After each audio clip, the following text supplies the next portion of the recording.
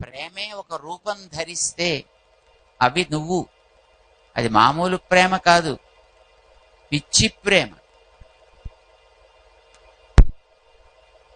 ఆ ప్రేమంతా ఒక రాశీభూతం అయితే అది నువ్వయ్యావు. మా పాలిటి స్వామివయ్యావు నువ్వు, మాలే అని సంబోధించింది అమ్మ. అదృష్టం మనకి. అలాగా మా మాధవన్ స్వామి చక్కగా అమ్మ యొక్క అనుగ్రహాన్ని ఆ స్వామి యొక్క అనుగ్రహానికి జోడిస్తూ ఈవేళ మన గోష్ఠికి ఒక పూర్ణతని కలిగించినందుకు ముందుగా వారికి మన గోష్ఠి తరఫున కృతజ్ఞత అంజలి సహస్రాన్ని వారికి ఘటిస్తున్నాం. ఈరోజు మన శరణాగతి దీక్షలో 4వ ఆవృత్తిలో 5వ ప్రార్థనకు వచ్చాం. చివరికి వచ్చేస్తున్నాం కనుక అయిన వాటిని మళ్ళీ ఒకసారి జ్ఞాపకం చేసుకుని మనకి తెలియవలసిన వాటిని మరొక్కసారి మళ్ళీ స్మరణకి తెచ్చుకుని ఏం చేయాలి, ఎలా ఉండాలి మనం అనేదాన్ని, దేన్ని చూస్తున్నాం, ఎలా చూడగలుగుతున్నాం అనేదాన్ని ఒకసారి జ్ఞాపకం చేసుకుందాము అని మనం మళ్ళీ ఆ శరణాగతి దీక్షను గురించి స్మరించుకుంటున్నాం. తిరుమల కొండ మీదకి స్వామి వేంచేసి శ్రీనివాసుడై వెలసి అక్కడ ఆరాధనలు అందుకుంటూ ఆయన యొక్క భక్త పారవస్యం చేత, ఆశ్రిత వ్యామోహం అని కదండి ఇవాళ మన ఆండాళ్ళ తల్లి చెప్పింది. ఆ ఆశ్రిత వ్యామోహం చేత పాపం అప్పుడప్పుడు తనని తానే మరిచిపోతూ ఉంటాడు. అలా మరిచిపోయి పాపం ఆయన నిలబడ్డాడు చాలా కాలం. శంఖచక్రాలు అప్పుడెప్పుడో తొండమానికి ఇచ్చేసుకున్నాడు. మిగతా ఉండేవన్నీ కూడా కాలక్రమంలో ఏమయ్యాయో తెలియని స్థితిలోకి వెళ్ళిపోయి అసలు అక్కడ నిలబడ్డవాడెవ్వడూ అని ప్రశ్నించుకోదగిన స్థితికి వచ్చేసింది. చాలా కాలం క్రితం, అంటే సుమారు 1000 సంవత్సరాలకి పూర్వం. ఆ సమయంలో యామునాచార్య స్వామి యొక్క అనుగ్రహ విశేషం చేత మొదట తిరుమల నంబి గారు అక్కడికి వెళ్ళి స్వామి కైంకర్యాన్ని అసలు మొదట సవ్యంగా జరిపించే ఒక ఏర్పాటు చేద్దాం అని వారు అక్కడ పుష్ప తీర్థ కైంకర్యాన్ని వారు చేశారు. దాని తర్వాత అక్కడ కైంకర్యాన్ని, పుష్ప కైంకర్యాన్ని మరింతగా విస్తరింప చేయడానికని సిందిపు మహిళం తిరువేంగడం అంటూ దాన్ని ఆళ్వార్లు పాడారు కనుక చక్కగా తేనెలూరేటటువంటి మంచి పుష్పాలు బాగా ఉన్నటువంటి క్షేత్రం అది అని అంటుంటారు కనుక అక్కడ పుష్పాలు బాగా స్వామికి ఇష్టం. అందుకే ఆ స్వామికి పుష్పపు తోట వేసి ఆ కైంకర్య మాల కైంకర్యం చెయ్యాలి అని ఆచార్యులు చేస్తూ ఉండేటటువంటి దానికి ప్రోద్బలకంగా అనంత ఆళ్వాన్ అనేటటువంటి స్వామిని అక్కడ ఉంచి వారి ద్వారా తోట వేయించి స్వామికి కైంకర్యాలు చాలా చేయించారు ఆయన. దాని తర్వాత తాము వెళ్ళారు అక్కడికి.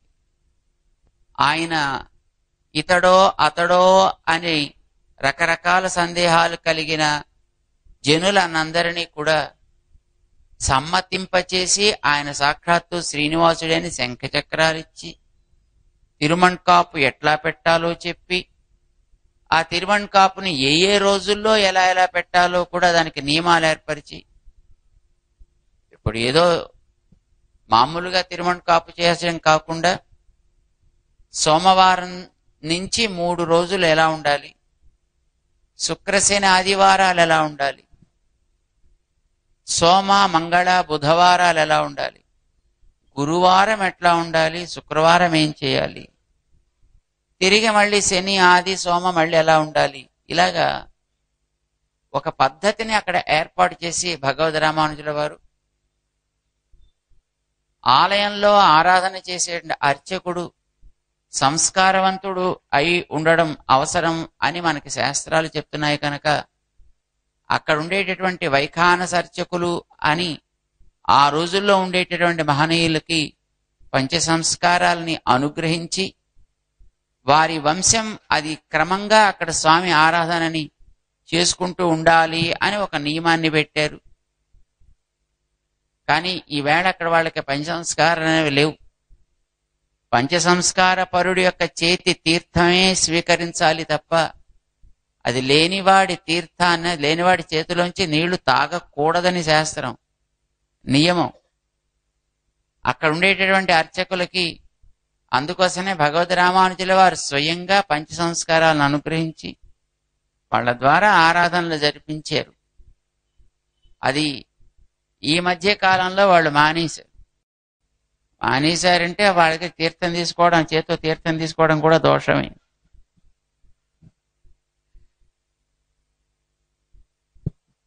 అక్కడనే కాదు, ఇప్పుడు ఈ వైఖానసలం అని అనుకునేటటువంటి వాళ్ళు చాలా మంది దాన్ని అసలు మాకు అది లేదు అని దాన్ని ద్వేషించేటటువంటి ఒక స్థితికి దిగజారిపోయింది పరిస్థితి. మరి అలాంటప్పుడు అక్కడ అసలు వాళ్ళ చేతితో తీర్థం తీసుకోవడమే దోషం అది. కానీ రామానుజుల వారు ఆవేళ ఉండేటటువంటి అర్చకుడు పేరు కూడా దాంట్లో రచించారు మనకి ఇతిహాసమాల్లో. బింబాధరుడు సెంగనివాయన్ అని అనేవారట అతన్ని. అతనికి వంశ సంస్కారాలు చేసిన ఆయన నీ వంశం వాళ్ళు ఇక్కడ జాగ్రత్తగా ఆరాధన చేస్తూ ఉండండి.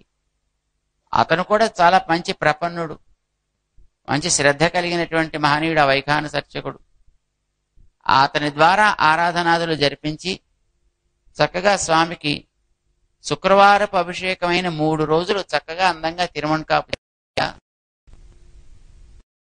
సోమవారం భగవంతుడు మీదకి మొదటిసారి అడుగు పెట్టిన రోజు కనుక మోహింపచేయడం కోసం ఆయన వచ్చాడు కనుక సోమ మంగళ బుధ 3 రోజులు మోహిని అవతారాన్ని ధరింపచేసి సన్నని తిరుమణకాపు ఆ తూర్పు రేఖని మధ్యలో అలా ఉంచి ఈ పక్కన తెల్లబొట్టుని ఒక పగడాలతోటి ముత్యాలతోటి ఒక మాల చేసి ఆ సరాన్ని వెళితే ఎట్లా ఉంటుందో ఆ మాత్రపు వెడల్పుతోటి ఈ తిరుమణకాపు ఉండాలి. స్వామికి కాటుక పెట్టాలి, బుగ్గకి చుక్క పెట్టాలి, ఆయనకి మోహిని అలంకరణ చేయాలి. ఇది 3. ఆ తర్వాత మళ్ళీ గురువారం స్వామి మీద ఉండే ఆభరణాల భారం అంతా మొత్తం తీసి ఆయనకి చక్కగా పరిమళించేటటువంటి పుష్పాలతోటి ఆయనకు దివ్యమంగళ విగ్రహాన్ని అంతటిని కూడా అలంకరించి ఆయనకి తిరుమణకాపు మాత్రం ఆభరణంతో, బంగారు ఆభరణంతో చేసిన తిరుమణకాపు ఆ వేళ పెట్టాలి. అంటే ఏ రోజు ఎట్లా తిరుమణకాపు దేంతో చేసింది పెట్టాలో నియమం పెట్టారు. గురువారం ఆభరణం పెట్టాలి. ముందు 3 రోజులను మోహినిలాగా ఆ తిరుమణకాపు ఆడవాళ్ళకి పెట్టుకున్నట్టుగా కనిపించేది స్పష్టంగా. అంటే పాదం ఉంటుంది, ఈ తెల్లబొట్టు ఉంటుంది, ఇది మాత్రం చాలా సన్నగా ఉంటుంది, ఉందా లేదా అన్నట్టుగా ఉంటుందని. మధ్యలో ఎర్రబొట్టు ఉంటుంది. దానికి ముందు 3 రోజులు అంటే శుక్ర శని ఆదివారాలు మాత్రం ఆయన మామూలుగానే తిరుమణకాపు ధరించాలి. ఆ తిరుమణకాపు కూడా ఇప్పుడు పెట్టుకున్నట్టుగా ఏదో గీత గీసినట్టుగా కాదు, ఇలా చక్కగా పాదంతో ఉండేట్టుగానే పెట్టుకోవాలి. సపాద ఊర్ధ్వపుండ్రము ఇది ధరించాలి. మనకి సంహితలు చెప్పినటువంటి ధర్మశాస్త్రం చెప్పినటువంటి నియమాన్ని చూపించి this must be the way అని వారు ఏర్పాటు చేసి ఇచ్చారు. క్రింద మనం చూసేటటువంటి తిరుపతిలో గోవిందరాజస్వామి సన్నిధిని, అది చిదంబరంలో చెదిరిపోయినటువంటి దివ్య దేశాన్ని అక్కడి నుంచి వచ్చినటువంటి ఉత్సవమూర్తుల ద్వారా మళ్ళీ గోవిందరాజస్వామి సన్నిధిగా ఏర్పాటు చేశారు.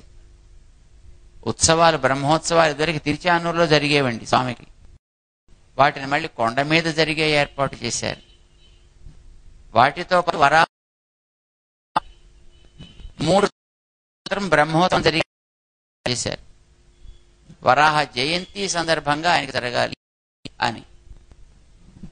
ఇదంతా ఒక వ్యవస్థ, ఒక క్రమ పద్ధతి. అది ఎక్కడో నరసింహస్వామి విగ్రహం యోగ నరసింహుడిగా పుష్కరిని ప్రక్కన ఎక్కడో పారేసి ఉంటే ఎందుకు పారవేశారు అని అడిగారట. ఇదేదో ఉగ్రమూర్తిగా ఉందండి, ఎంత ఊరంతా కాలిపోతోంది, కాలిందో తెలియదు.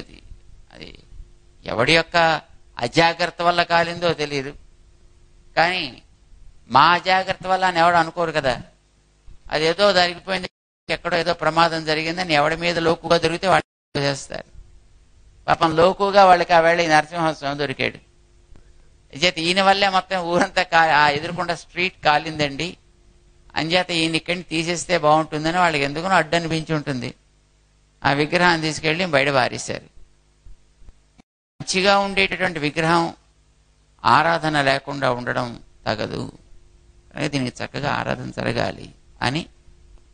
లేదంటే ఇది ఉగ్రమూర్తి పెడితే ప్రమాదాలు జరుగుతాయి అంటే అదే ఆగమంలో నరసింహస్వామిని పశ్చిమ దిక్కుగా విమాన దర్శనం చేసేటటువంటి మూర్తిగా ప్రతిష్ఠించినట్లయితే ఆయన శాంతమైనటువంటి స్వభావం ఉంటుంది అని ఆగమం చెప్పడం చేత ఆలయంలో ఈశాన్య మూల ఎత్తైనటువంటి సన్నిధిని ఏర్పాటు చేయించి దాంట్లో నరసింహస్వామి ప్రతిష్ఠించి ఆ స్వామి పశ్చిమ దిక్కుకి విమానాన్ని చూసేట్టుగా చేశారు. స్వామికి విమానం కనిపించాలంటే అంతకుముందు ఏదో చిన్నది ఉండేది, పడిపోతుంది. ఆ స్వామి యొక్క విమానాన్ని మళ్ళీ చక్కగా పెద్దది నూతనంగా కట్టి దాన్ని బంగారుమయం చెయ్యాలి అని అనుకుని, అంతకుముందు కేవలం చిన్నగా ఉండేదాన్ని జాగ్రత్తగా పెంచి పెద్ద చేశారు. గర్భాలయంలోకి వెళ్ళి మనం చూస్తే 12 అడుగులే ఉంటుందండి, కానీ గర్భాలయం పైనుండే విమానం చూస్తే 27 అడుగుల వెడల్పు ఉంటుంది. అంటే గర్భాలయంలో మరి 12 ఉంటే బయటకు వచ్చేటప్పుడు 24 ఎలా అయిందండి, 27 ఎలా అయిందండి? అంటే దానికి లోపల ఉండేటువంటి ముక్కోటి ప్రాకారం లోపల కొంచెం గోడల్ని పెంచి, ఆ లోపల ఉండేటటువంటి గోడ ఎప్పుడో తొండమాన్ కాలంలో కట్టినటువంటి ఆలయపు రాళ్ళవి, అంటే 5000 సంవత్సరాలకి పూర్వం కట్టిన రాళ్ళు అన్నమాట. అంత ప్రాచీన కాలంగా స్వామిని సేవించుకుంటూ ఉన్న శిలలు కదవి. అందుచేత ఆ శిలల్ని తీసేసి మళ్ళీ కొత్తగా నిర్మాణం చేసేయడం. ఇప్పుడు మనం అంటే కొట్టేసి మళ్ళీ కొత్తగా స్టోన్స్ పట్టుకొచ్చి వాటితో కట్టేస్తాం మనం. కానీ అలాగేదో న్యూ స్టోన్స్ తోటి కన్స్ట్రక్షన్ కాదు, ఉన్న వాటే మనం టచ్ చేయకుండా జాగ్రత్తగా అట్లానే ఉంచాలని, ఆ ఉన్న రాళ్లను జాగ్రత్తగా అట్లానే పదిలంగా అట్టేపెట్టి వాటి మీద ఒత్తిడి పడకుండా ఉండాలంటే వెనకాతల గోడ పెంచుకుంటూ వెళ్ళాలి. కనుక దానికి కొంత గోడని అటు కొంత గోడని ఇటు పెంచారు. అంటే ఎంత పెంచాలి? 12 అడుగులని 27 అడుగులు చేయాలి అంటే 15 అడుగులు పెరగాలి. 15 అడుగులు పెరగాలంటే ఒక పక్కన 6 అడుగులు, ఓ పక్కన 8 అడుగులు పెంచారు. పశ్చిమ దిక్కున 8 అడుగులు పెంచి దక్షిణపు దిక్కున ఉత్తరపు దిక్కుకు వచ్చేప్పుడు 6 అడుగులు పెంచారు. అలాగే 7 అడుగుల గర్భాలయం అయింది. అప్పుడు దాని మీద అప్పుడు విమానాన్ని 27 అడుగులతో ఉండేటట్లుగా అప్పుడు నిర్మాణం చేయించి దాన్ని బంగారుమయం పెంచారు. వారు ఆ పైకి మళ్ళీ 27 అడుగుల పైకి పెంచారు. కూడా మొత్తం ఒక పద్ధతిలో చేశారన్నమాట గోదరామానుజాచార్య స్వామి. మొట్టమొదటిసారి విమానానికి బంగారుమయం చేయించింది ఆ సమయంలో జరిగింది. స్వామి యొక్క సేవని లోకంలో కలకాలం ఉండి జరుపుకోవడానికి వీలు ఎన్నో వ్యవస్థలు చేశారు. అంతకుముందే స్వామి వక్షసీమలో 4 భుజాలు కలిగినటువంటి ఒక అమ్మవారి, పద్మావతి అమ్మవారి శ్రీమూర్తి ఆయన వక్షస్థలంలో ఉంటే, దాంతో పాటు స్వామి యొక్క వైభవం విభవాన్ని పెంచగలిగేటటువంటిది వ్యూహలక్ష్మి అని మనకి ఆగమం చెబుతోందని, ఆ వ్యూహాలు కూడా మామూలుగా లక్ష్మీదేవిలాగా 4 చేతులతోటి ఉండదు, 2 ద్విభుజ లక్ష్మి అంటారు వ్యూహలక్ష్మి అంటే. ఆ వ్యూహలక్ష్మిని ఒక బంగారు కడియంలో వేసి స్వామి వక్షసీమలో వేంచేవి చేసి, దీనివల్ల స్వామికి వైభవం పెరుగుగాక అని వారు నిర్ణయం చేశారు. ఆ రకంగా స్వామి సంపద పెరగడానికి అక్కడ ఒక సన్నిధిని ఏర్పాటు చేసి, వారు మెడలో ఏర్పాటు చేసిన దేవికి ప్రతి శుక్రవారము కూడా అభిషేకం, స్పెషల్ అభిషేకం జరగాలి. ఆ అభిషేకం జరిగేటప్పుడు నాచ్యార్ తిరుముడి అనుసంధానం చేయాలి. శాతమురే నాచ్యార్ తిరుముడితోటే జరగాలి అనే నియమాన్ని భగవద్ రామానుజులు వారు పెట్టారు. ఇప్పటికీ అట్లా జరుగుతుంది. ఎందుకు అట్లా జరుగుతుందంటే ఇప్పుడు ఉండేటువంటి వాళ్ళకి ఈ మధ్య దాకా తెలిసి ప్రారంభించిందండి. ఏదో కారణంగా తెలుస్తుంది అనుకోండి, సంతోషం. అలాగా ఆ కొండ మీద జరిగే సేవ కానీ, కొండ క్రింద ఉండే గోవిందరాజ స్వామి సన్నిధి కొత్తగా తాము ఏర్పాటు చేసిన తర్వాత అక్కడ జరిగే సేవలు కానీ, పద్మావతి అమ్మవారి సన్నిధిలో జరిపేటటువంటి సేవలు కానీ, ఇవన్నీ కూడా ఒక క్రమ పద్ధతిలో జరపాలి అనేటువంటి వ్యవస్థకి భగవద్ రామానుజాచార్య స్వామి వారు నిర్మాతలు కనుక వారిని క్షేత్ర ద్రష్ట అంటాం. ఏదేది ఉందో దాన్ని నిరూపణ చేసి చెప్పిన మహనీయులు కనుక ఆయనని మనం భాష్యకారులు, భాష్యత అంటాము. అందుకని శ్రీరంగ అక్కడ తిరుమల క్షేత్రంలో రామానుజుల వారిని వేంచేపు చేసినటువంటి స్థానంలో భాష్యకారులు అని ఉంటుందండి. వారి యొక్క పేరుని రామానుజుల వారి సన్నిధి అని ఉండదండి. ఈరోజు మనం శరణాగతి ప్రార్థనలో వారి వైభవాన్ని మనం స్మరించుకోగలిగాం. మనం ఇంకొక 2 రోజుల్లో ఈ ఆవృత్తుల్ని మనం పూర్తి చేసుకుంటాం. ఆ తర్వాత మళ్ళీ ఇంకొక 2 రోజులు మనకి ఉంటుంది. ఇంకా ఆ 2 రోజులు మొత్తం అన్నిటినీ ఒకసారి సమగ్రంగా చూసుకుని ఏమేమిటి మనం ఈ దీక్షలో గ్రహించాల్సినటువంటి ముఖ్య అంశాలున్నాయి, వాటిని ఎట్లా మనం స్మరించుకోవాలి, ఎలా ఆచరణలోకి తెచ్చుకోవాలి అనేటటువంటి దాన్ని చివర ముగించుకుంటాం అన్నమాట. ఈరోజు మంచి శుభప్రదమైనటువంటి రోజు. ఆండాళ్ళు గోష్ఠిని నేరుగా ఆండాళ్ళు అనుగ్రహిస్తూ తన అనుగ్రహాన్ని మనకి చేర్చినటువంటి రోజు. ధన్యులం మనం అందరం కూడా. ధనుర్మాసంలో 27వ రోజు, శరణాగతి దీక్షలో 4వ ఆవృత్తిలో 6వ రోజు. దివ్యాజ్ఞ వర్ధతాం అభివర్ధతాం అని ఈరోజు మనం ప్రార్థన చేసుకున్నాం. భగవద్ రామానుజాచార్య స్వామి భగవంతుడి యొక్క వైభవాన్ని తాము నేరుగా అనుభవించి, ఆయా సమయాల్లో అనుభవించిన మహనీయుల యొక్క చరిత్రని గమనించి, ఏ విధంగా దానిని మనం ఆచరించినట్లయితే ఆ స్వామి యొక్క వైభవం అందరికీ తెలిసి దానిని నిరంతరము అందరూ ఆనందంతో ఆస్వాదించగలుగుతారో ఆ మార్గాన్ని వారు ఆచరణగా మనకి అందించారు. ఏదో నా బుద్ధికి ఇలా తోస్తోంది కనుక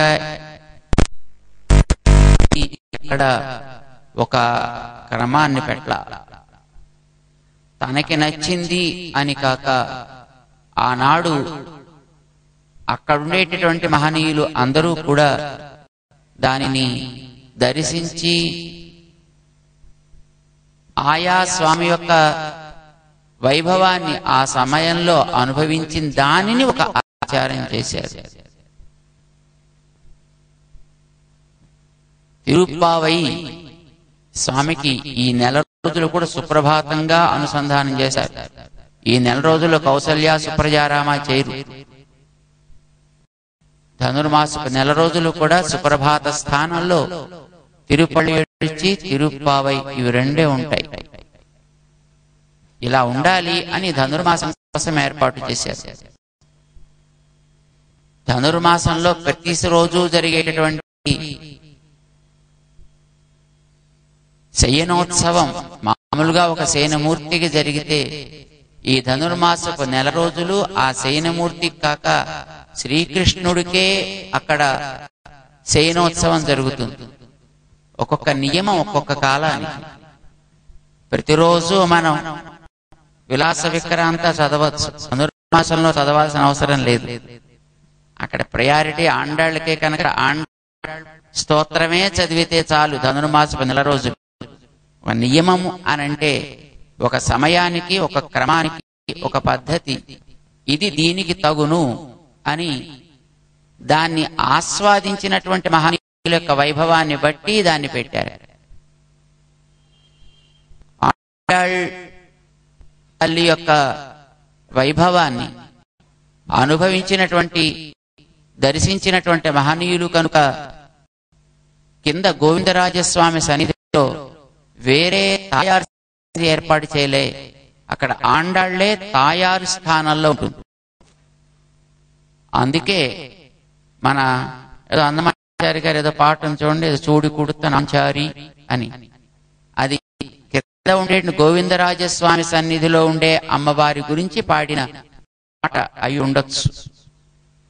చూడరమ్మ సతులారా అంటుంది. అది గోదాదేవి గురించే, కానీ గోదాదేవి అక్కడ తాయారు స్థానంలో వేయించేసింది. అక్కడ వేరే పృథక్ తాయారు స్థానం అంటూ అక్కడ ఏం లేదు కింద గోవిందరాజస్వామి.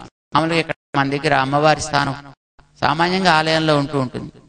అక్కడ గోదాదేవికి ఆ స్థానం ఉంది కనుకనే ఆవిడికి అక్కడ ఆరాధన క్రమంలోనే సాగించాలి అనేది నియమం ఏర్పాటు చేశారు. ప్రతిదీ ఒక్కొక్కటి కూడా వారు ఏర్పాటు చేసినవి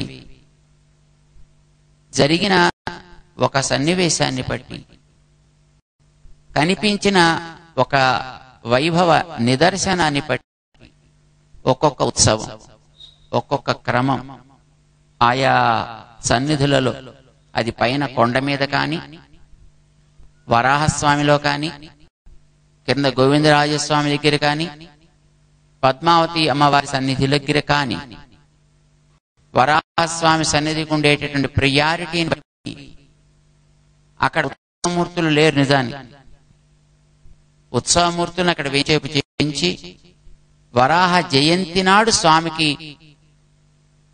బ్రహ్మోత్సవాన్ని ఒకరోజు చేస్తారు. అక్కడ అలా జరగాలి అని ఒక నియమాన్ని పెట్టారు. పురాణంలో నేను నీకే మొదటి ఆరాధన, నీకే మొదటి నివేదన, నిన్ను సేవించాకనే నన్ను సేవించడం అనే నియమాన్ని ఇక్కడ నేను వ్యవస్థ చేయిస్తానా, నువ్వు నాకు జాగా ఇచ్చినందుకు కాను అని వరాహస్వామికి, వెంకటేశ్వర స్వామికి, శ్రీనివాసుడికి ఇద్దరికి అగ్రిమెంట్ అయితే దాన్ని నిరూపణ తర్వాత వాళ్ళకు కూడా తెలుస్తూ ఉండడం కోసమని అటు మొట్టమొదటి దర్శనం, అక్కడ మొట్టమొదటి శాతమురై, అక్కడ ఒకరోజు ఉత్సవం స్వామికి జరపాలి. ఇది భగవద్ రామానుజుల వారు ఏర్పాటు చేసినటువంటి వ్యవస్థ అన్నమాట. స్వామి దగ్గర జరిగేటటువంటి తిరుమంజనం కావచ్చు, శుక్రవారపు అభిషేకం కావచ్చు, ఆ తర్వాత నాచ్యార్ తిరుమొഴി సేవాకాలం చేస్తారు. ఈ శుక్రవారం నాడు స్వామికి అభిషేకం అయిపోతుంది. ముందర స్వామికి అభిషేకం అయిపోయి అక్కడ లోపల శాతముర ఆంతరంగికంగా అయిపోతుంది.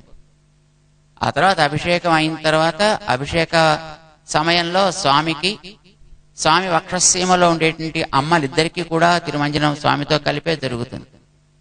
అసలు శుక్రవారపు అభిషేకం జరగడం ఆయన కోసం కాదు, ఆయన వక్షస్థలం మీద ఉండే అమ్మవారి కోసం జరుగుతుంది. మరి ఆవిడకొక్కరికి విడిగా చేయరు కనుక, ఆవిడ ఆయనతో కలిసి ఉంటుంది కనుక, ఆయన ఆవిడ్ని తనతో కలిసి ఉండాలని అనుకున్నాడు కనుక అప్పుడు వారి ఇరువురికి కలిపి అభిషేకం చేయిస్తారు.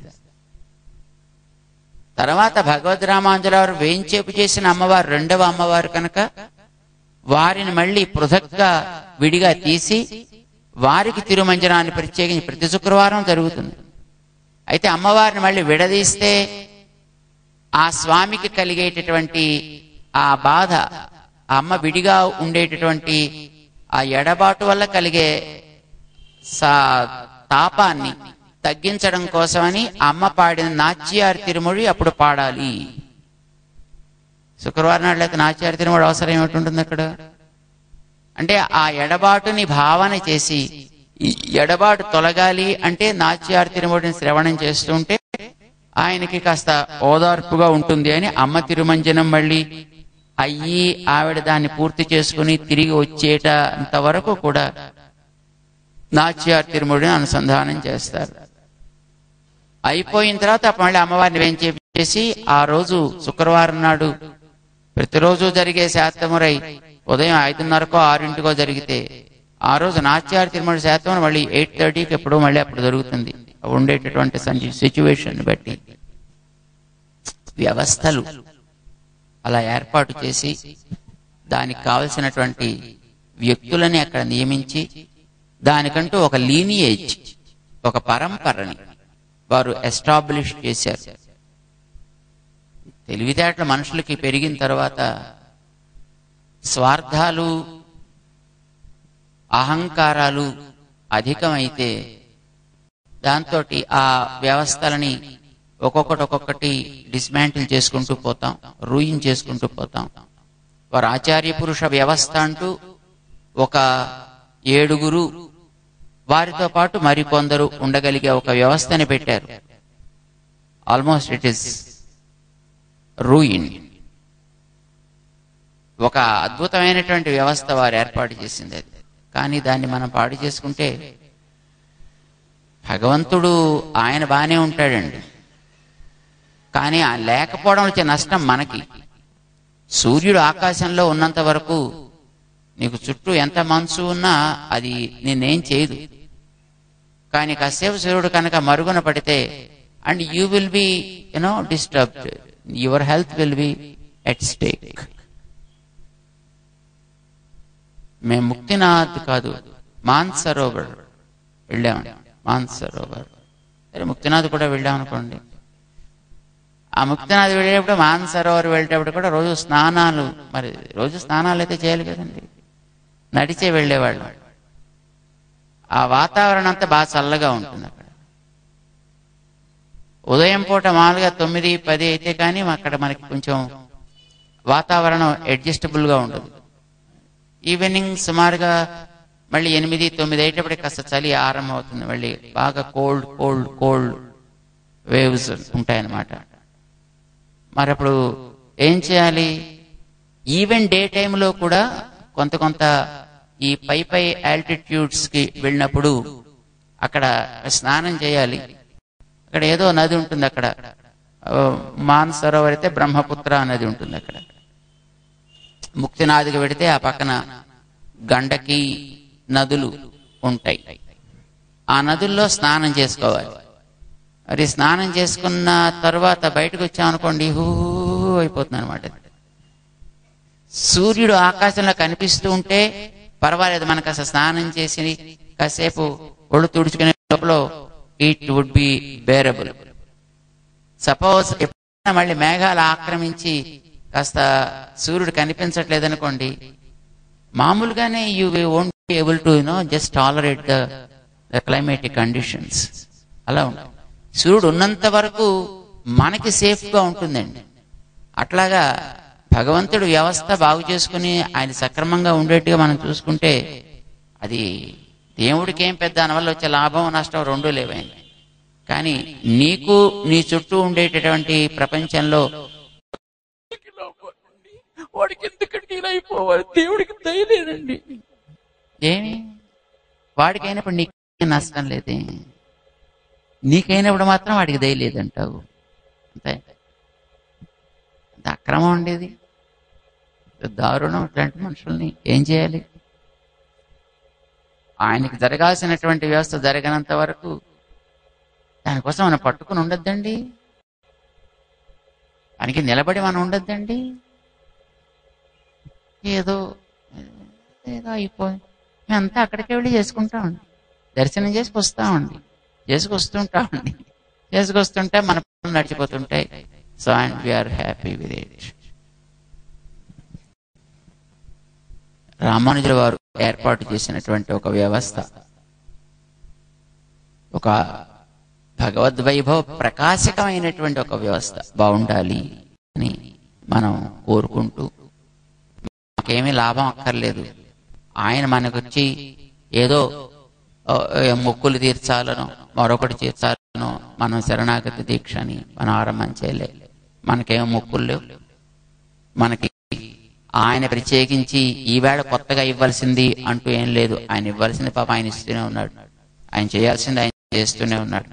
ఆయన మనకు కలిగించాల్సినటువంటి శ్రేయస్సుని లాభాలని ఆయన ఏం కొరత లేకుండా ఇస్తూనే ఉన్నాడు. మళ్ళీ ఇంకేదో కొత్త మొక్కులను కొత్త కోరికలు కోరాల్సింది ఆయన దగ్గరికి వెళ్ళి ఏమీ లేనే లేవు. కాక ఇక మనం కోరాల్సిందల్లా నేనే నీ సంగతి నువ్వు చూసుకోయా, నువ్వు మరింత కాలం మరి 10 కాలాల పాటు ఈ లోకాల్ని కాపాడగలిగే స్థితిలో నువ్వు ఉండాలి సుమా అనే ప్రార్థనే వెంకటేశ శరణాగతి దీక్షా కార్యక్రమాన్ని చేస్తూ, ఆ కోరికున్న వాళ్ళు ఎవరో చేస్తున్నారు, లేని వాళ్ళు మనసులో భావిస్తూ ఉండొచ్చును. But it is okay. Venkatesha శరణాగతి దీక్షని మనం 4వ ఆవృత్తి రేపటితోటి ముగించుకుంటాం. ఆండాళ్ తల్లి తన ధనుర్మాసాన్ని ఆచరించినప్పుడు వెంకటాచలపతిని ప్రార్థన చేసి ప్రారంభం చేసింది ఆవిడ. ఆడి నీ వెంగడవర్కు ఎన్నై విధి ఎన్న ఇమ్మాత్తం నా కడవావణమే నలుగు అని మనం తిరుపతిని ప్రారంభం చేస్తాం. వెంకటాచలపతి నీ సేవని మేము ఎప్పుడు కూడా నిరంతరము వదలక సవ్యంగా చేసుకుంటూ ఉండగలిగేట్టుగా ఉండాలి అని నువ్వన్నావు తల్లి ఒక మాట. ఆ మాట మేం కూడా దాటకుండా ఉండేట్టుగా చెయ్యి అని తిరుపావి చదువుతాం. అంచేత మనం ఈ వెంకటేశ్వర దీక్ష ఇప్పుడేదో కొత్తగా ప్రారంభించామంటే ఇదేదో మనం కొత్తగా ప్రారంభించలేదండి, అమ్మ చేసింది. అయితే దాన్ని మనం ఇంతవరకు పెద్దగా పట్టించుకోలేదు. కానీ ఇప్పుడు సమయం వచ్చింది, సన్నివేశం ఎదురైంది కనుక మనం దాన్ని స్పష్టంగా అనుసంధానం చేస్తున్నాం. That's all we are doing. సరే, మంచిగా జరగాలి అని ఆశిద్దాం. మంచిగా జరుపుకునేటటువంటి సమయం త్వరలోనే రావాలి అని ఆశిద్దాం. కనీసం మనం ఉండే సమయంలోనైనా ఆయన స్థితి మెరుగుపడితే బాగుంటును అని ఆశిద్దాం.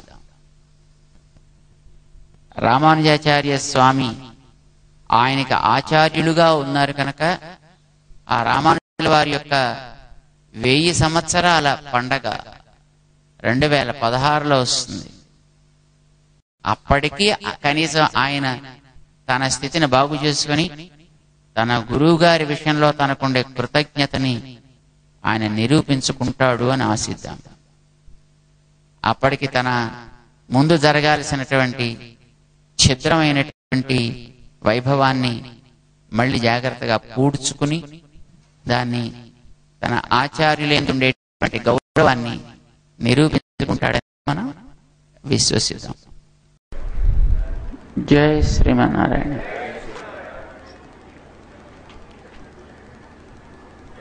వెంకటేశ శరణాగతి దీక్షలో మనం 4వ ఆవృత్తి చివరి ఆవృత్తి చివరి ప్రార్థనని వాడు చేసుకున్నాం. మన ధనుర్మాస వ్రతంలో 28వ రోజు.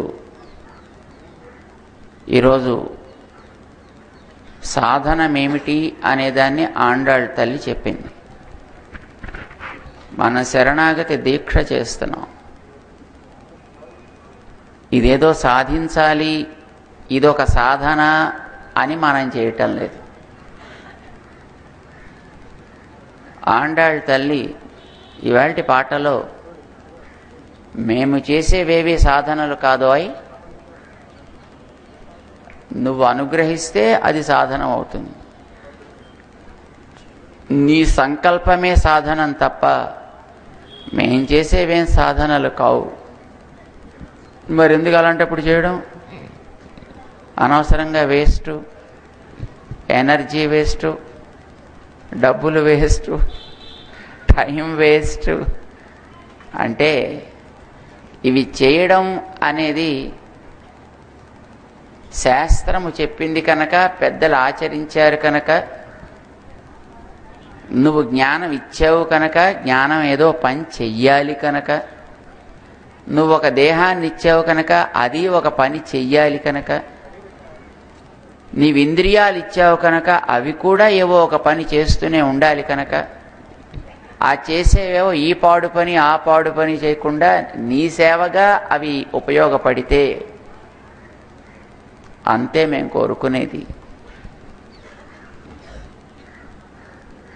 భగవంతుడికి ఏదో చేయడం వల్ల మనం భగవంతుడికి ఏదో సాధించడం అని మనం అనుకోవటం లేదు. అలా అని అక్కడ భగవంతుడి దగ్గర జరిగేటటువంటిది ఏదైనా ఒకటి క్రమం లేకపోతే దానిని తెలుసుకున్నప్పుడు అది అలాగ తగును లేక తగదు అని చెప్పగలిగే యోగ్యత కూడా మనకు ఉండాలి. ఒక మంచి జరిగినప్పుడు గుర్తిస్తే దానిని మంచి అని అనగలిగే మనస్సు ఉండాలి. ఉంది, మనస్సు ఉండాలి కాదు, మనస్సు ఉంది. కానీ ఉన్నందుకు దానివల్ల కలగాల్సిన స్పందన కనిపించాలి. వాడికి నోట్లో తేనె పోస్తే ఆహా అంటాడు, ఆవదం పోస్తే అంటాడు. వాడికి ఆవదం పోసినా తేనె పోసినా వాడు అలాగే ఉన్నాడు అనుకోండి, బెల్లం కొట్టిన రాయిలాగా, అంటే వాడు బ్రతికి లేడని అర్థం అండి. అలా ఉండకూడదు మన బతుకులు. దేవుడిచ్చిన మనస్సు అనేది ఒకటి ఉంది కనుక ఒక మంచిని మనం గుర్తించినప్పుడు, ఒక మంచి జరుగుతోంది అని తెలిసినప్పుడు, అది లోకానికి అయినప్పుడు దానిని మనం కూడా అందుకోగలిగి ఉండాలి, ఎప్రిషియేట్ చేయగలిగి ఉండాలి. విరుద్ధమైనది ఏదైనా ఒకటి జరుగుతుండేటప్పుడు దానిని అరెరే ఇది తగదు అని అనగలిగి మనం ఉండాలి. దేహం ఇచ్చినందుకు దానిని ఆపగలిగి ఉండాలి. ఎంత గొప్పవాడు భీష్ముడు మనందరికీ తెలుసును. ఆయనకి సాటి లోకంలో మరెవ్వడూ లేడు. ఆయన దేహాన్ని వదులుతుంటే స్వయంగా శ్రీకృష్ణుడు ఆయన వెతుక్కుంటూ వెళ్ళి ఆయనకు కనిపించాడు.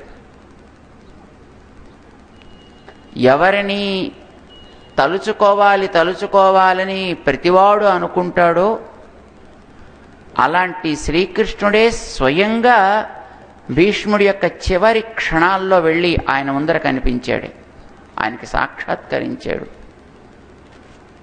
పాండవులతో పాటు వెళ్ళి ఆయన్ని పలకరించాడు, దగ్గరుండి ఆయన్ని తరింపచేశాడు. ఆయన అంటే సామాన్యుడా మరి భీష్ముడు? అంతటి భీష్ముడు కూడా ఎంత కష్టపడాల్సి వచ్చింది పాపం. ఆయన యుద్ధరంగంలో గుచ్చుకున్న బాణాలతోటి నేల కొరిగి 1.5 నెల రోజులు ఆ బాణాల యొక్క బాధతోటి తన దేహంలో ఉండేటటువంటి ప్రతి రక్తపు చుక్క ఆరిపోయేట్టుగా, తనలో ఉండే ప్రతి మాంసపు ముక్క పూర్తిగా నశించేటట్లుగా ఎముకల పోగై ఉండాల్సి వచ్చింది 1.5 months. కారణం తెలుసునా? ఎందుకు అలా ఉండాల్సి వచ్చిందో తెలుసునా? ఈ మాట పాపం తనే చెప్పాడండి. ఆయన ద్రౌపదితో చెప్పాడు. ఆయన ధర్మరాజుకి ధర్మాలన్నీ చెప్పమని కృష్ణుడు అడిగితే ఆయన అన్నీ చెప్పాడు. సరే అన్నీ చెబితే ఇవన్నీ తెలుసును, కానీ నీకు ఏది ఉత్తమం అని అనిపిస్తుందో అదొక మాకు చెప్పవయా అని అడిగాడు. విష్ణు సహస్రనామాన్ని చెప్పాడు. ఇవన్నీ విన్న తర్వాత పాపం ద్రౌపది నవ్విందట. ఎన్ని చెప్తున్నావు, మరి ఆవేళ సభలో ఏమైంది? అవమానిస్తుంటే నువ్వు కూడా అక్కడ ఉన్నావు కదా, ఇన్ని ధర్మాలు చెప్పావే అంటే, తల్లి ఆనాడు ఈ దేహం దుర్యోధనుడి ఉప్పు తినడం వల్ల ఆ తిండి ప్రభావంతో ఇది ఆ సభలోంచి లేచి పోలేకపోయిందోయ్. 2 పనులు చేసి ఉండాల్సింది.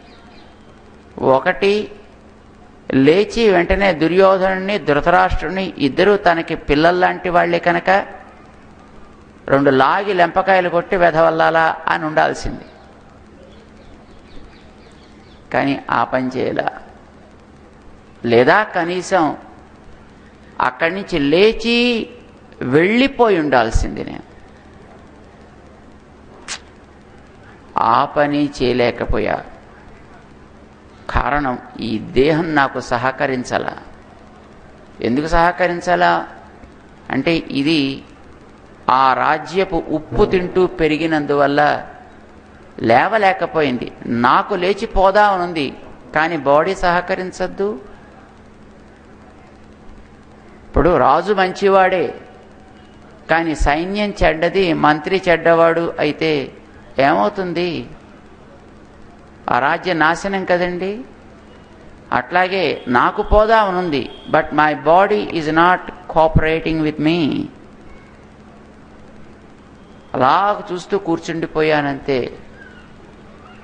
ఆనాడు ఒక భక్తురాలికి జరిగినటువంటి అవమానానికి, దాన్ని చూస్తూ కూర్చున్నందుకు ఆయన చెల్లించవలసి వచ్చిన మూల్యం 1.5 నెల రోజులు బాణపు శయ్య మీద గతి లేక, దిక్కు లేక, కాకులకి గ్రద్దలకి బలి అవుతూ యుద్ధరంగంలో అందరూ పోయిన తర్వాత ఆ శవాల మధ్య పడి ఉండి,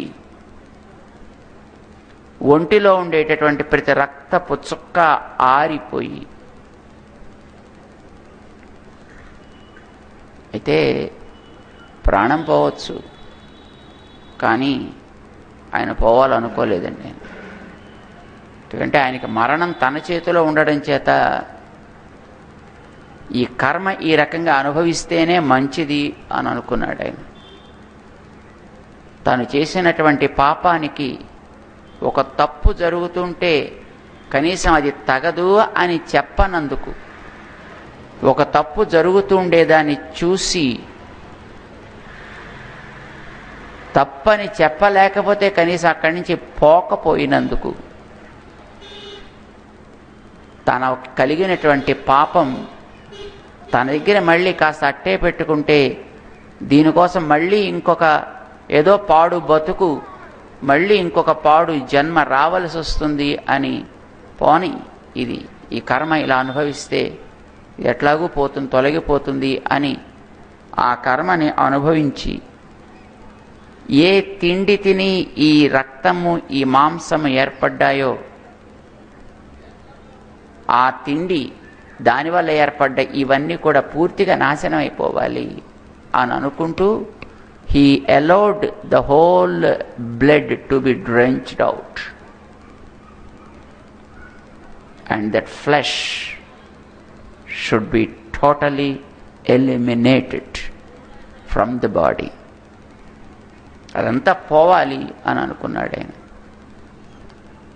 అప్పుడు మిగిలాడని ఎముకల పోగుగా ఈ క్షుద్రమైనటువంటి కౌరవుల తిండి తినడం వల్ల పెరిగిన బాడీ అంతా అది పోతే, ఇప్పుడు నా బుద్ధి నాకు పైకి లేచింది. అందుకు ధర్మాలు చెప్తున్నాను. అందుకు భగవంతుడు నా దగ్గరికి వచ్చాడు.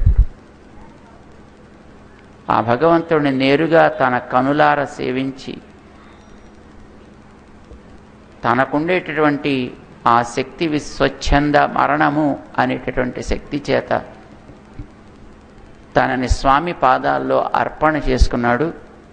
భీష్మ పితామహుడు సామాన్యుడేం కాదు. అంటే ఒక చోట ఒక దోషం జరుగుతుంటే చూస్తూ దానిని ఊరుకున్న వాడికి ఏ స్థితి కలుగుతుంది అనేది చెప్పటానికి అది ప్రత్యక్ష నిదర్శనం. అది భగవంతుడికి జరుగుతుంటే చూసినా, భక్తుడికి జరుగుతుంటే చూసినా, దానికి ఫలితం అంతే. ద్రోణాచార్యుడు సామాన్యుడా? కానీ యుద్ధరంగంలో గతి లేక తలని కోల్పోవలసి వచ్చింది పాపం మహనీయుడికి.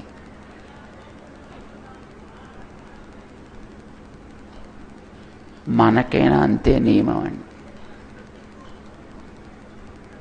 ఒక చోట ఒక తప్పు జరుగుతోంది, అది ఒక దేవుడి దగ్గర కావచ్చు, అది ఒక సంప్రదాయానికి కావచ్చు, ఒక భక్తుడికి కావచ్చు. దాన్ని మనం అట్లానే చూస్తూ శ్రద్ధ వారికి ఉండేటటువంటి ఆ కమిట్మెంట్స్లో give us an iota of what they possess, ఒక అణువు మాకు కూడా ప్రసాదించి మేము కూడా స్పందించగలిగేటట్లుగా మమ్మల్ని తయారు చేయవయా అని మనం భగవంతుణ్ణి ప్రార్థన చేసుకుంటున్నాం. 7 ప్రార్థనల్లోనూ మనం చేసేది అదే. స్వామికి జరిగే వైభవాన్ని భగవద్ రామానుజులు ఎన్ని అందమైనటువంటి పద్ధతుల్లో తీర్చిదిద్దారో, అది ఒక్కొక్కటి ఎట్లాగా షాటర్ అయిపోతూ వస్తుందో, ఒక్కొక్కటి కూలిపోతూ వస్తుందో మనం కనీసం గుర్తించే ప్రయత్నం చేద్దాం. దాన్ని మంచిగా ఉండాలని కోరుకోవడం మనందరి యొక్క కర్తవ్యం. ఇందాకనే ఎవరో చెప్పారు, మా గుజరాత్ రాష్ట్రంలో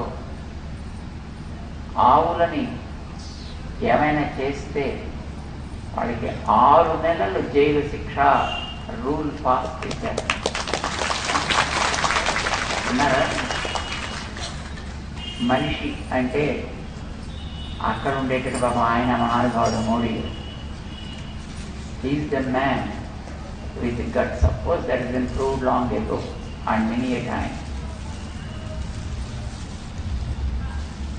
ఈ వైదికమైనటువంటి గడ్డ మీద, ఈ భారత భూభాగంలో స్వాతంత్రం వచ్చిన ఇన్నేళ్ల తర్వాత కనీసం అలాంటి ఒక ప్రకటనని ధైర్యంగా చేయగలిగేటటువంటి ఒక ప్రభుత్వం అక్కడ ఉన్నందుకు మనం భగవంతుని ప్రార్థన చేయాలి. తండ్రి, అట్లాంటి ప్రభుత్వం ప్రపంచంలో అన్ని చోట్ల రాగాక, అట్లాంటి వాళ్ళుగా ఈ నేతలు తయారు కాగాక.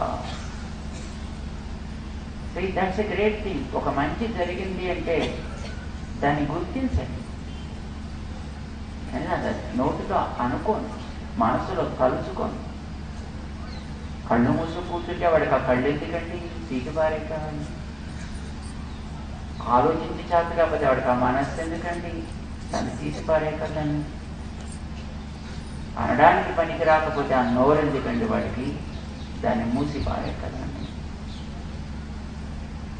ఉన్న వాటిని మనం వాడుకోగలగాలి, మంచిని అప్రిషియేట్ చేయగలగాలి. Recognise at least what's happening around you, something good. చెడు జరుగుతుంది అంటే కూడా అలాగనే మనం అరే తగదు అని నువ్వు చెప్పడం చేత కాకపోతే why to live on this earth? భూమి మీద బతకడం ఎందుకంటే దాంట్లో భూమికి భారం కాకపోతే అలాంటి వాళ్ళతోటే కుంగిపోతూ ఉంటుందండి భూమి.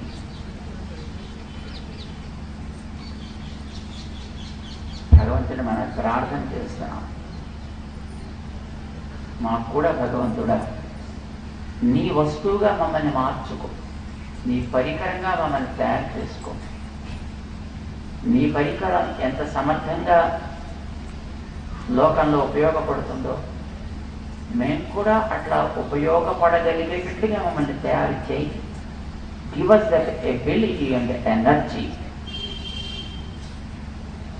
ఆ చొరవ మాకి. అవునండి, మేము చేయలేదంటే కారణం ఆయన ఇవ్వలేదండి, అందుకే మేము చేయట్లేదండి. ఎంత బాగా ఎస్కేప్ కావచ్చండి మనం.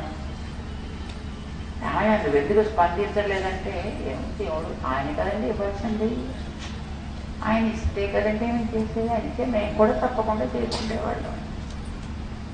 Is giving. ఆయన ఇవ్వడానికి అక్కడ నిలబడ్డాడు. దాన్ని వాడటానికి మన గుండెలలో నిలబడ్డాడు. అయితే ఆయన్ని మనం ప్రవర్తించనిస్తున్నా, ఇది మనం ఆలోచించుకోవాల్సింది. ప్రవర్తించనిస్తే, ఆయన ప్రవర్తిస్తానంటే then he gives all kinds of all sorts of facility, అన్నీ ఆయన ఇస్తాడండి. అది పొందేటట్టుగా మనం ఉందాం, దాన్ని వాడదాం. ఏమేమి జరగాలి అక్కడ అనేది మనకి చెప్తున్నారు. భగవద్ రామానుజాచార్య స్వామి అక్కడ సిస్టమ్ ఏర్పాటు చేస్తే, ఈవేళ అసలు రామానుజ సంబంధమే అక్కడ స్మరించడం ఇష్టం లేని దశలో అక్కడ వ్యవస్థ అంతా సాగుతుంది. ఇది వైష్ణవమే కాదు, ఇదంతా మరొకటి వైఖానసం అనిపించుకునే దశలో అక్కడ అంత సాగుతుంది. వైఖానసం వైష్ణవం కాదు అన్నట్టు. శ్రీవిల్లిపుత్తూరు అని ఒక క్షేత్రం ఉందండి. ఎవరిదది? ఆండాళ్ళమ్మవారు పుట్టిన ఊరు. ఆ ఊరు చక్కటి శుద్ధమైనటువంటి వైఖానస క్షేత్రం. అది నిన్న మొన్న వచ్చిన వైఖానసం కాదండి. పెరియాళ్వార్ల సమయానికే అట్లా జరుగుతుండేటటువంటి క్షేత్రం అది. అక్కడ ఇలాగే ఉంటుందండి ఒట్టు. ఇప్పుడు అక్కడ పెద్ద గడబడండి. ఎందుకు ఇలా ఉండాలి, బొట్టు దీన్ని మార్చేయాలి అని అక్కడ పెద్ద గోల. దాని మీద ఇప్పుడు చర్చ జరుగుతోంది, అక్కడ గడబడి జరుగుతోంది. అక్కడ నీరాటోత్సవాల్లో ఎక్కడో మండపంలో తీసుకెళ్ళి అక్కడ ఇంకోటి ఏదో బొట్టు పెట్టి ఇక్కడ దాంట్లో స్వామిని వేయించేది చేయాలి అని. వినాశకారి శక్తులు ఎప్పుడు ఉంటాయండి కదా, వినాశకారి. చీకటి లేకపోతే ఎండ అనేది ఉండదు కదా, ఎండ తెలియదు, చీకటి కూడా సాగుతూ ఉంటుంది. అక్కడ ఉండేటటువంటి జనాలందరూనూ, ఆ ఊళ్ళో ఉండేటువంటి వాళ్ళందరూ, అటు సీఎం అని, ఎండోమెంట్స్ మినిస్టర్, ఎండోమెంట్ డిపార్ట్మెంట్ అందరినీ కూడా మొత్తం ఆ విషయంలో హెచ్చరించి, అలాగే జరిగితే జాగ్రత్త అనవలసి వచ్చింది.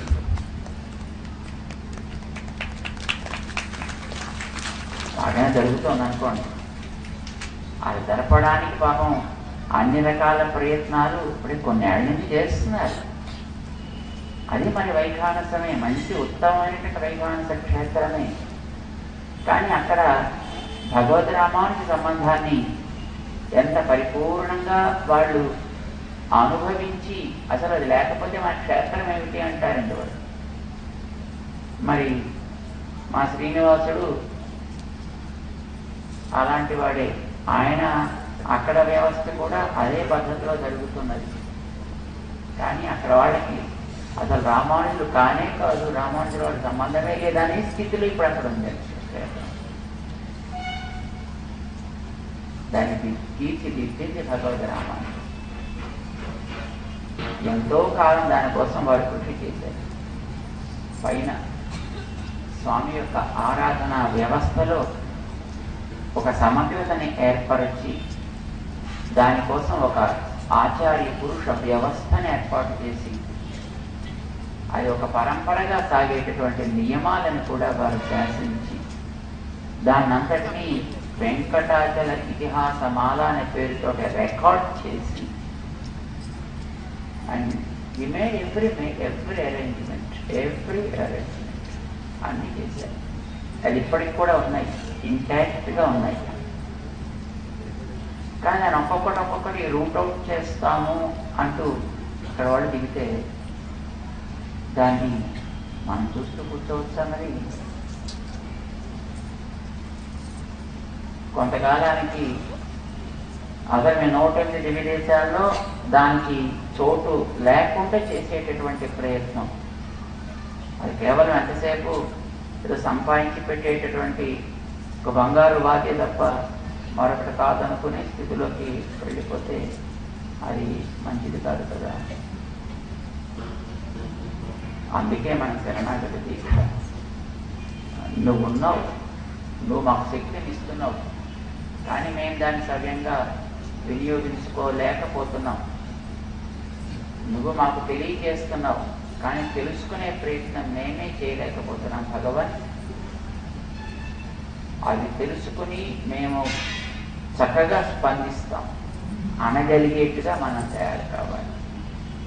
That is what we are praying to him.